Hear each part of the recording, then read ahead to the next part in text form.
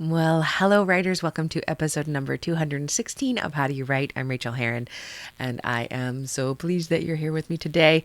Today, we're going to be talking to Heid E. Erdrich on writing poetry in the dark. I have been getting so much more into poetry this year. I have mentioned it. I took a class. It has really unlocked and unbottled some stuff inside me that is really important. And speaking of importance, Heid really talks about how writing can be transformative, and we talk about how important it can be in terms of emotional health and strength and recovering from trauma. So I know you're going to enjoy the interview. Very quickly, what's going on around here? What is going on? And I mean very quickly, what is going on is I'm very sick. There's something wrong inside me, and doctors can't figure out what it is. And I'm in a great deal of pain right now, all the time. And I have been for the last 10 days. And I need more tests and an MRI and all this other stuff. So I have been feeling terrible. That is why there was no podcast last week. And I just need to say right now that if there's no podcast next week, that is why. I'm going to try like hell to get this up. But I can only sit up for about 10 minutes at a time right now. So you can kind of hear in my voice that I'm upset. I put on lipstick for you and I put on mascara. But let me just talk for a minute about what we do when this kind of shit hits us. We do the freaking best that we can. That is all. I have my 90-day classes starting on the Tuesday after this goes out. I'm recording this on Wednesday. It'll go up on Friday, hopefully, if I get it done. And then I have 90-day classes starting on Tuesday. That is my focus right now, are these 90-day classes. They are so important to me. They are what I love to do. Number one in my life, is writing in terms of my work life. Number one in my life is my people. But number one in my work life is writing. And a very close number two are helping other writers write their books and revise their books. You know that I love that so much. And I don't know what's going to happen. I may have to push the class for a week or two. And I can't even think farther than that. But I don't think I will, which is why if you are taking one of these 90-day classes, I haven't made that announcement because I think I'm going to be able to do it.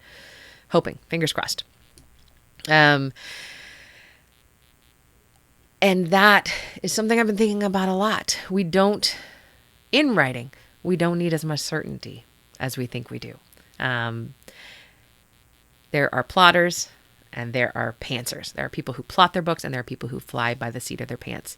The real truth of life, I think for most people, lies somewhere in the middle. We plan quite a bit and then things happen and we have to fly by the seat of our pants.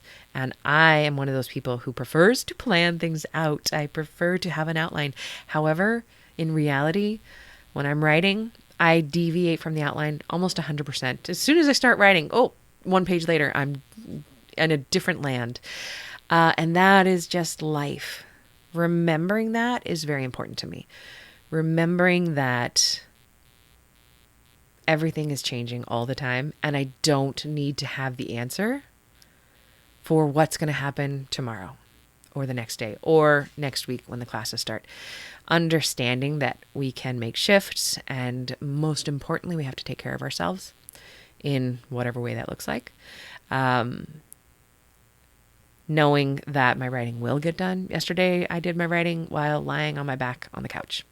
And I got some good words done. I was writing about poetry, actually. That was really, really fun. And it didn't look like sitting up at my desk. And it didn't look like me being the very, very sturdy, resilient, energetic person that I usually am. I'm not sturdy right now. I'm not resilient, and I'm not energetic. And I can do some of my work, and some of my work I can't. I really need to be allowing myself to rest right now, and that is my work. I have a new mantra, and I want to share it with you really quickly. It is, what is my one job right now? I can only have one job at a time. Right now, in this very second, my one job is to record this podcast. This intro to this podcast, not even this podcast, just this intro. That is my one job. Right after this, my one job is to go back to bed. And my one job while I'm in bed is to rest. It is not to do anything else. It's not to worry about doing anything else. My one job is to rest. I don't want you to be too worried about me. It's something interior. I probably need to lose another organ. My wife says that eventually I'll just be a brain in a jar because I like to lose organs as often as possible. And one of them definitely wants to go away. So my one job will be to rest. What is your one job? What is your one job right now? Are you driving? Great. Your one job can be making sure you get to where you're going safely, but also kind of listening to me talk to Heid in our interview, thinking about how what we talk about applies to your writing. That's your one job. When you get to where you're going, what's your one job then? Multitasking is a myth. You know that. I know that. I like to do it still. My very favorite thing to do is like watch TV while knitting, while eating some ice cream and having a conversation with my wife. And I don't have to do all of those things perfectly when I'm doing them. They don't require perfection. What requires dedication and deserves all the intelligence you can put toward it, however, is our important work. And right now, my important work is writing, teaching, and resting. And I don't need to know exactly how all of those things are going to fit together yet. So this is a lot longer than I thought it would be anyway. So I'm going to sign off. I'm going to wish you very happy writing, as I usually do, but also very happy single tasking. And very happy thinking about how you don't need to have all the answers right now on how you're going to finish your book, how you're going to be published, how you're going to get an agent, how you're going to self-publish. We tend to get so wrapped up in trying to future trip and figure everything out. Don't worry about that. What's your one job right now? That's my words for you today, moving into the new year.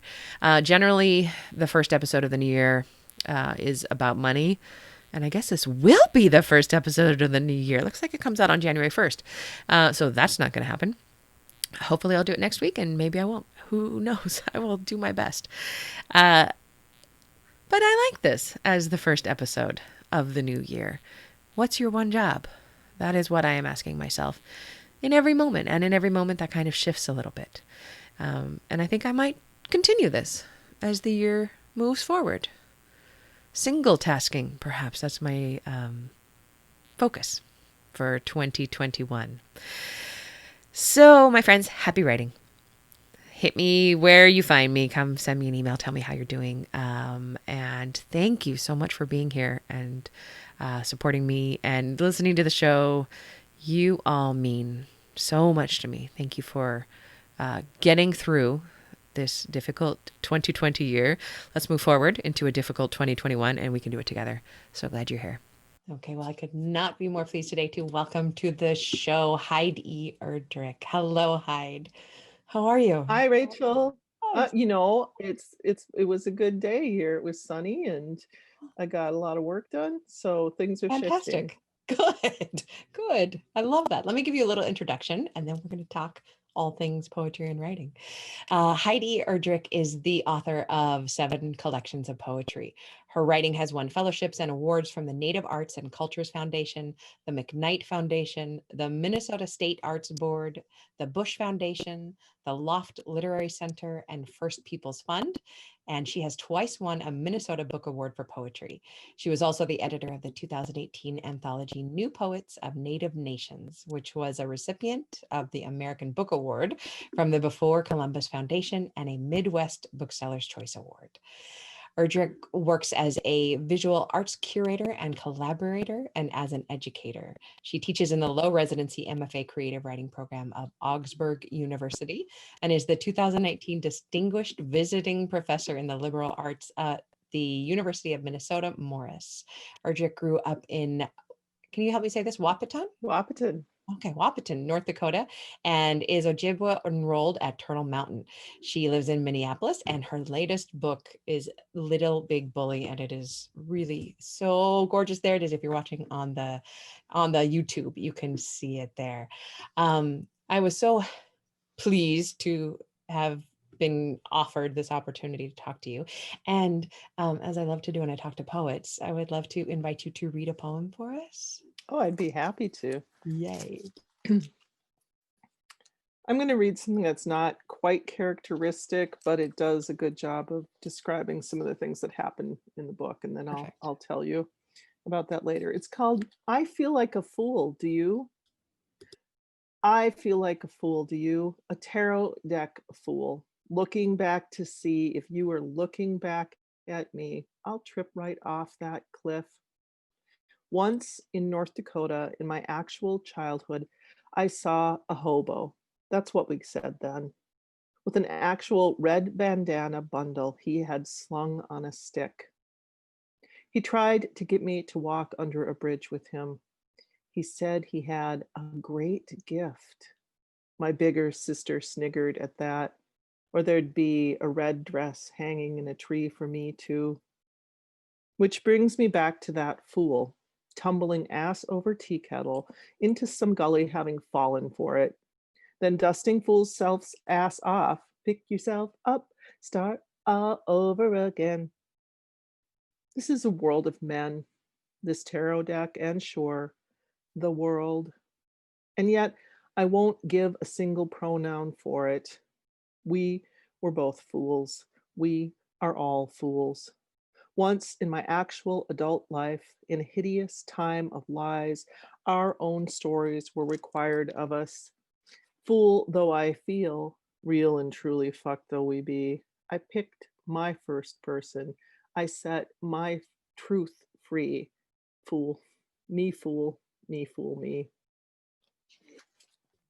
Thank So you. you're welcome.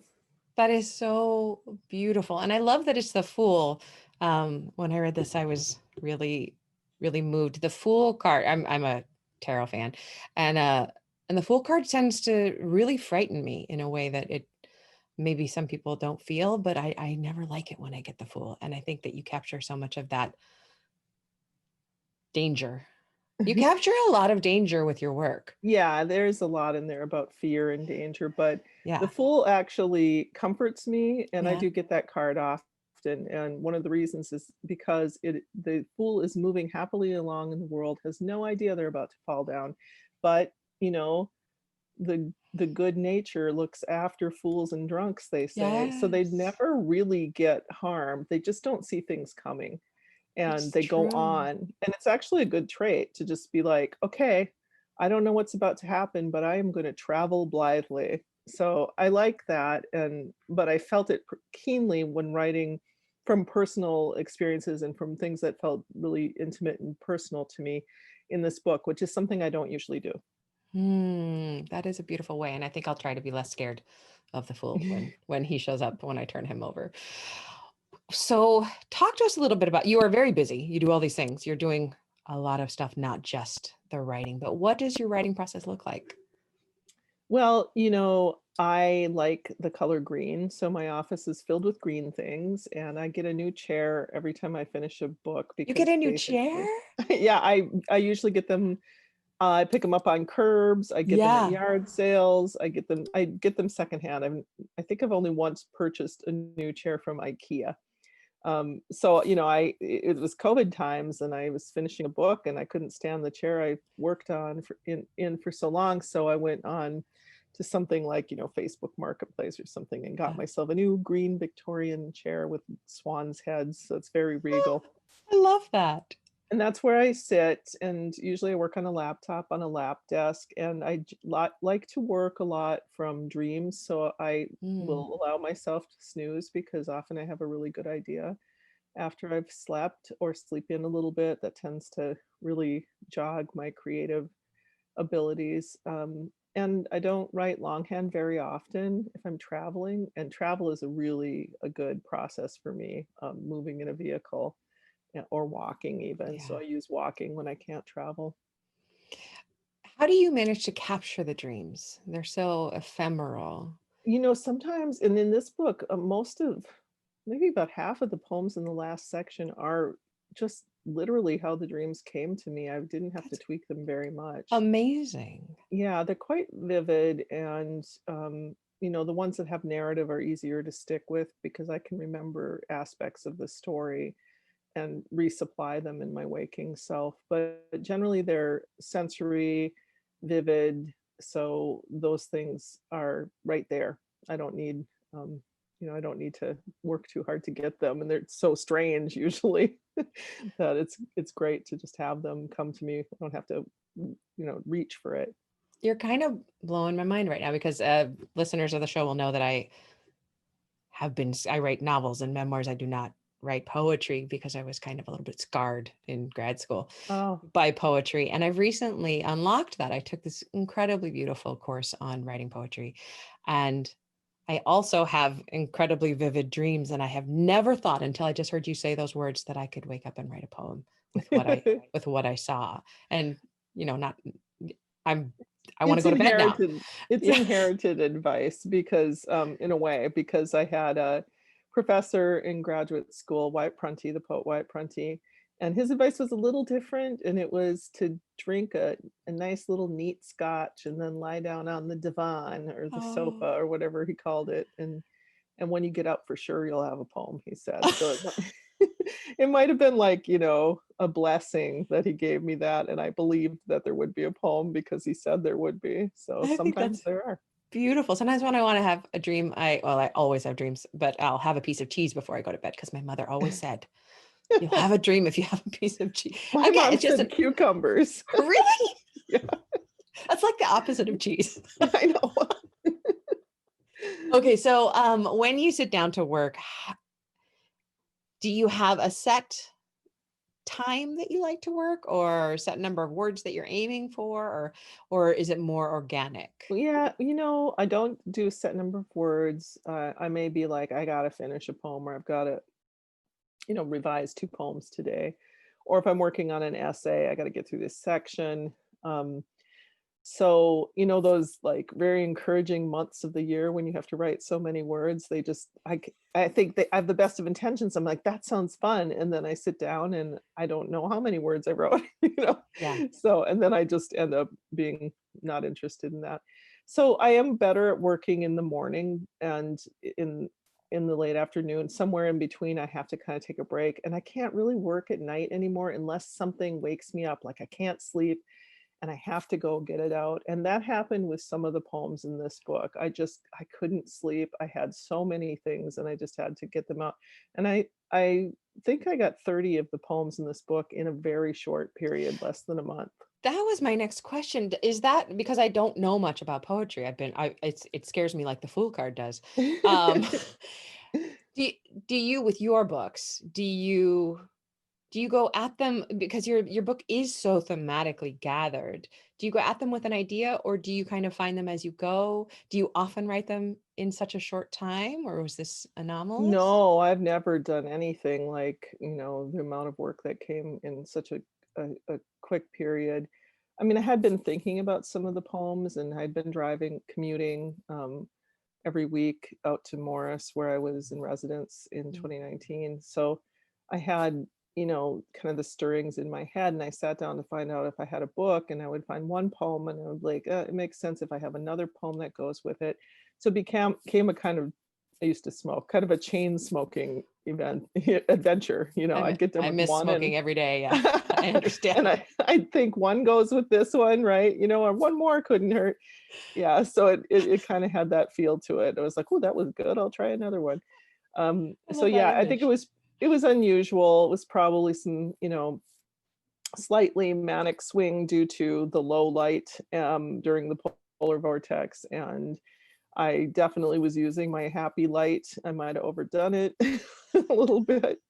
Um, but we were literally stuck in this house for 10 days. There were 5 days when my daughter didn't go to school, and my husband happened to be in Florida for work almost the entire time. He came home for like less than 48 hours during the only Oh, temperatures above minus temperatures. So he didn't know what we'd gone through. And it, and it was just dark. That was the strangest thing about it. There was no mhm. light. So it was isolation that really helped me to focus. And I hope that is helping some people. I don't believe we should be multiply productive or overly productive because we're isolated due to the pandemic. But I do hope that people embrace it as a time to have some interior thoughts that you respect and not be afraid because, Yeah. you know, this is something, poetry is like, I don't know, like anything you do intimately that doesn't get rated like immediately. Yeah. Don't be afraid because nobody's right there to rate you except for Right. yourself, Right. No one is going and to just be, accidentally read all your poems, yeah, Yeah. exactly. So just, do not proceed in fear. In fact, the cover art on the book is a sigil against fear. It's by Erdrich Carlson, Okay. That and just she's a gave me good friend of goosebumps. mine. I know, Wow. isn't it beautiful? It's incredible. These are emblems from multiple sources, but several of them are indigenous artworks that are made in the earth or in trees or made with minerals. Mm. And Andrea's Ojibwe too, and helped me a lot thinking about this book. I went to see her that January. I was working on it, and we talked a lot until I felt like I really knew the shape of the book. And then luckily, her artwork was available for the cover. That is so divinely cool. I really, really love that. What is your biggest challenge then when it comes to writing? I don't know. What is your challenge? I am so Challenge. like, I'm not going to think about that. I kind of like, Yeah, so yeah. No, I guess my challenge always is first drafts. First drafts of uh, anything. Once I get a first draft on the page of a book or whatever, I can revise yeah, happily and but first drafts really. I guess I'm made I'm learning by talking to you in this episode that I'm just made nervous by that which I don't know. yeah. And the fear of losing control, which I think all first drafts are. You have to lose control in a first draft. Yeah. What about And you? I Do you like to surprise myself. I've turned that into surprise. Like, I oh, like what was I that. doing here? It's not what I intended to do, but I'm gonna go with it, see what happens. Surprise. Yeah, think of it as surprise yourself. I mean, it's actually one of the qualities that I have to evaluate my students on in the MFA program. Surprise was a category. I So, so we adore talk that. about that a little bit. But yeah, I mean, for me, occasionally I have that voice that's like, oh, this is not going to be relevant, or this is only relevant to you, or who's going to understand. I come from a very, very marginalized background. I'm a Native person. I'm Ojibwe. I'm an educated person. It's such a strange group of things that I am, that the idea of being relevant is very, you know, Mm. unlikely to me. So if I start to think about that, then I get a little nervous. Yeah, yeah. But I love this idea of surprise. I'm going to add that to my arsenal. What is the biggest joy you get from writing, if you can name one thing? The actual process of writing, Yeah. I feel good when I am working on the first draft. So I'm the opposite of you. I like it. It feels like imaginative and creative. And if it's going well, I'm tapped into, a voice where I'm, communicating with myself and with Mhm. others that I kind of imagine being part of the conversation. So that part is good. Um, but I guess it is equal to the joy of having an audience that understands the book. I think getting a good review is one of the greatest things that anyone can give you, especially if it's somebody you don't know and you don't Yeah. know how they did the review.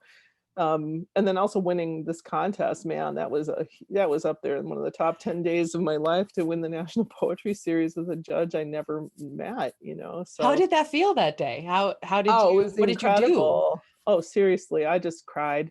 I just I don't cry very often, and it was some crazy crying, and Oh, laughing, yeah. similar to election, the day after Yeah. election, or the Saturday after election, very similar. Yeah. But A lot yeah, of dancing. so Yeah. yeah, but it felt, like satisfaction and completion. I've been writing a long time.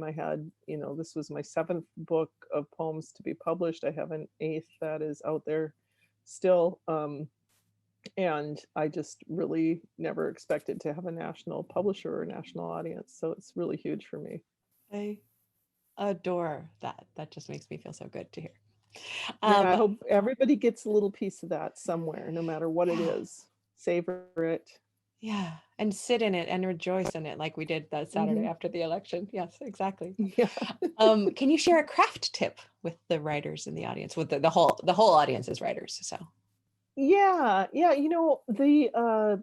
The poem that I read, I feel like a fool, do you, switches pronouns a little bit.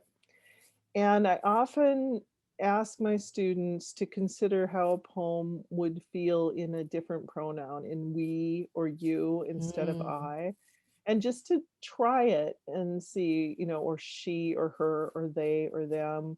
Just switch it a little bit and see how it feels. What does it do for the poem? How does it expand it? Or how does it make it more intimate if you switch back to I when you've been doing she or he? Um, and I think that sometimes it gives you perspective that you wouldn't have. And often it shows a writer that they have not stayed in the same person throughout the whole poem. So they have to justify why they've switched from I to she or we. they have Yeah. to they have to So pick, really. They have to yeah, they have decide to which is pick, most really. powerful. Right. Yeah. I mean, we don't have that luxury often in writing Mm, prose. right. You really got to stick with it. But in poetry, you can be true to the poem and take it outside of your experience, or move into your experience with something that is not actual to you, because we're not bound by the same rules of nonfiction. It might be like naming the favorite child, but do you have a particular pronoun or voice that you like to use? Like first person, Uh, second person, third person. What's your favorite in poetry? I like second person. I like saying you. I feel like I'm inviting someone or addressing someone. Mhm. Um, but I also am enlarging the experience, so it's not just me. So I do like that. You can't do it too much; it gets a little tedious to the reader. But there are times when I think it makes sense. I don't stick with one usually throughout a whole book. Yeah. I can tell you I don't like the first person. Okay, so you know that's that. that's work for me. Yes, that's hard for me. What thing in your life affects your writing in a surprising way? Coffee. Oh my goodness, if I don't have coffee, I'm like, what is wrong with me today? I I have don't. given There's up. there, oh, you gave it up? I gave it up for a number of years because my, acupuncturist told me my cortisol response would be better. And I just recently Oh. took it up again.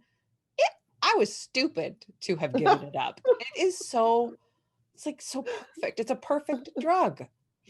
Yeah, it's either that or I seek medication. I have Yeah. to have the stimulation. And I use other stimulants too, legal ones, Yeah. but I do need it. It's good for the neurons firing. And but Well, walking helps too. Some people, yeah. it's exercise. I used to swim. Oh my gosh, do you remember when you could just go into a gym and go into the pool? I fell in love with swimming, unfortunately, a year before the pandemic, Yeah. and I've been. Yeah, Oh, lap there's a. swimming is super meditative, Have you and I read guess Why We Swim no, by I Bonnie haven't. Tsui?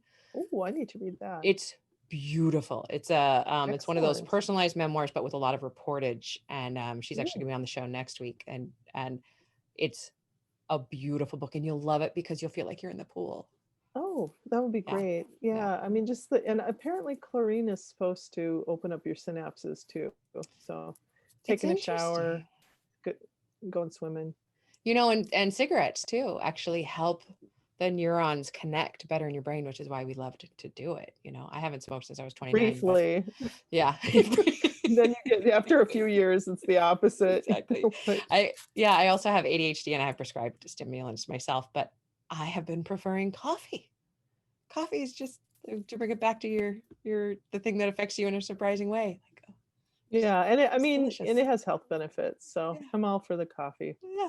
So, I did worry, like, what if people hoarding TP? I was like, oh no, what if we have a coffee shortage? And I'm a terrible person that's my concern when, we have so much to worry about. But honestly, if you don't focus on some of the smaller things, it's really hard to have the emotional bandwidth to understand and try and change the larger things. So I love go that. ahead and care about your coffee.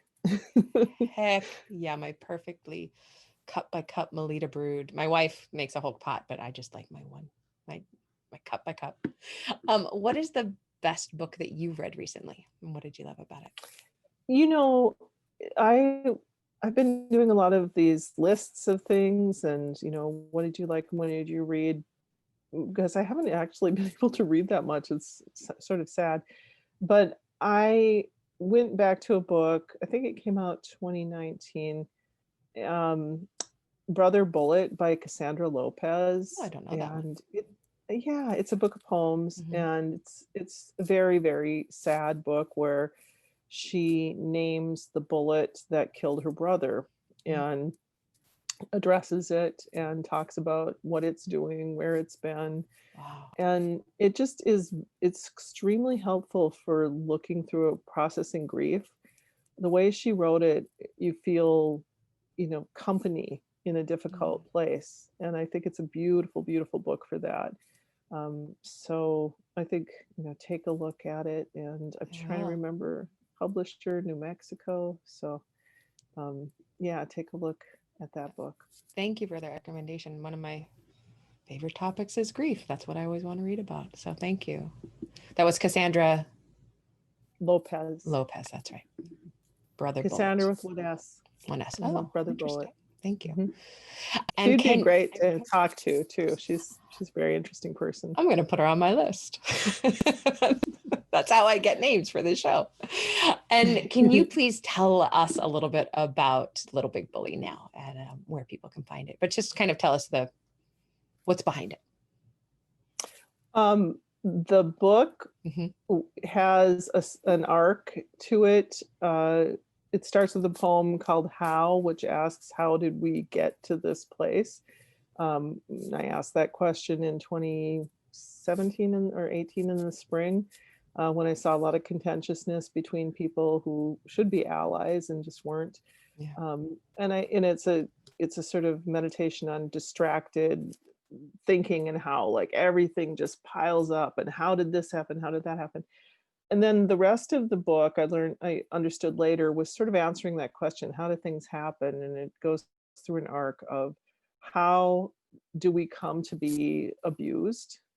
What within us is the mechanism that gets tripped and when that especially women allow for abuse in their lives. I'm not blaming women for being abused, but there is something that has been done to girls to make it more likely that they will be abused. And I looked for where those things came from and how can you fight it? And how could you use a narrative change to fight it? So there's some sort of fairy tale quality to some or kind of mythic quality to some of the first poems about witnessing and experiencing um, assaultive acts and how to move through them. And that's sort of the micro. And it's interspersed with love poems, which I thought nobody's going to like this because there are love poems in here, but the love poems are about self-sovereignty and Yes. about how can you stay safe and love someone else, even a safe person. So those poems are there and they're, really important to the kind of, it's not a series of poems in the victim mode at all. It's about moving through these things and on, encountering narcissists and understanding that there's a rhetorical way to get rid of a narcissist, and it's just don't respond, don't talk to them, let them let all of their disengage. And it's like incredibly powerful. If you can do it, you do it. There are many people who can't, but it's one of the most powerful things you can find for yourself. So I moved through that. I moved to political situation of abuse and sort of the larger issue of, do people side with a bully or do they side with those who need protection? And what's the implication of that? That, in my opinion, 25% of our fellow citizens and people I know and have loved, people who I'm related to, sided with the bully. And what does that mean? How Mm-hmm. could that be? So they moved from that to the future. The book, I really believe that things happen, the way they do, and you are led to things that you need. And I just want to say very personally to you that this was a book that I needed, and I'm doing a bunch of stuff around an abusive relationship that I was in my 20s, and it was really, really helpful to me, and Oh, and thank you. deeply upsetting in a visceral way that was completely necessary to some of my healing. So thank you very much. I wanted to kind of thank you publicly for that. You're so welcome, and I'm so grateful because, you know, you worry when you write frankly about assault and other experiences, stalking and abuse, that you'll trigger people, and that is not at all my intention. And I tried in every poem to take personal responsibility and also to show people some way forward Mm-hmm. from the difficult actions that others have inflicted on them. You're contributing to that method of healing, I really believe, with this book. So thank Thank you for you. that. Where can we find you out on the internet? Oh, well, I'm giving one more reading this year with Cracked Walnut reading series, and it's Poets and Pints, and it'll be online and Zoom reading. I can't remember who my co-readers are. They just got Okay, we can announced. Google it. Yeah, so Google that. That's next week. I think it's on the 8th. And I'm also part of the LA Book Fest series of readers, and that was pre-recorded, but that's going to be shown on the 17th. The book you can get pretty much anywhere since it's from Penguin. However, if you buy it from Birch Bark Books in Minneapolis, I will have a signed copy. Oh, very cool. You. Oh, that's So that's awesome. the only, I know that's the only place you can get things signed, and I really miss that part of having a new book, is signing it to people. So Heid, thank you so much for this. I've been looking forward to thank speaking to you. you, Rachel. You're welcome. I really appreciate it. All right. And thanks all of you for listening. Yes, and happy writing to you. Bye.